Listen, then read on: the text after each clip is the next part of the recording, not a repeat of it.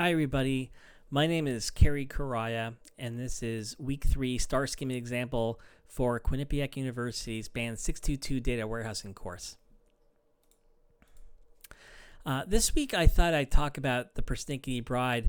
The Persnickety Bride is a local bridal store owned by my wife Denise, and the store is located in Newtown, Connecticut, and she sells designer bridal gowns, invitations, and wedding accessories.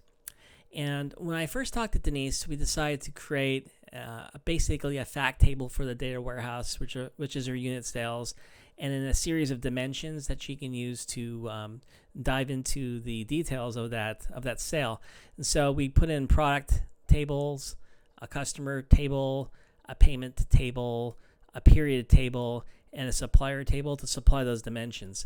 If we focus in on the unit sales fact table, you'll notice that some of the items that she cares about measuring would be the order ID, which in this case is going to be our primary key for the fact table itself, followed by the line number, stock or order. In her business, she could either sell a dress directly on off the rack, so to speak, or usually a bridal person will come in, order a dress, get measured, and then the dress is made to order.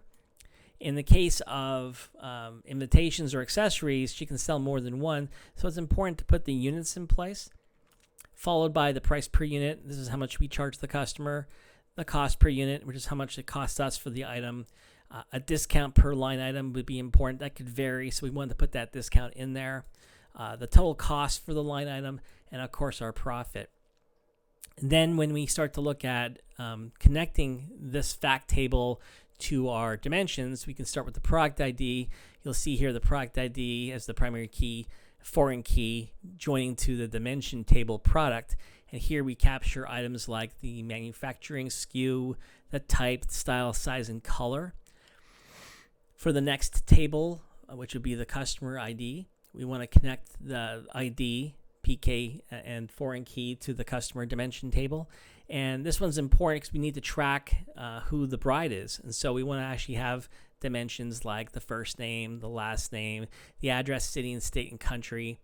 Phone is important because we need to be able to contact the bride. It's important to track the wedding date and, of course, the channel. The channel is how we acquired this contact. So sometimes they walk into the store, sometimes it's word of mouth, sometimes they respond to a Google ad or maybe a post or a blog. And so it's important to actually put down that source of the customer itself. The next dimension we want to connect is the payment ID. So here you'll see the payment ID, primary key, foreign key, which connects to the dimension table payment. And here, the payments themselves could be either cash, check. You could also use a credit card. So we put in a column here to designate the type. And sometimes in the case of a very expensive order, say for example the bride orders a very expensive gown and invitations, you can end up somewhere around $7,000 or much higher. So it's important to actually be able to break down the cost in installments. And so in the payment table, not only do we put in the payment type, but we also put in the installment number and total installments. It's important to notice also that some people can pay down some money in cash and then pay the remainder with a credit card. So this table allows us to break up that activity in any way we want, which is important. The next table we're going to look at is the supplier ID dimension, which is right here.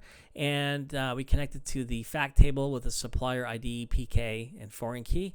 And in the supplier table, we basically just want to track the name, contact, phone, and email.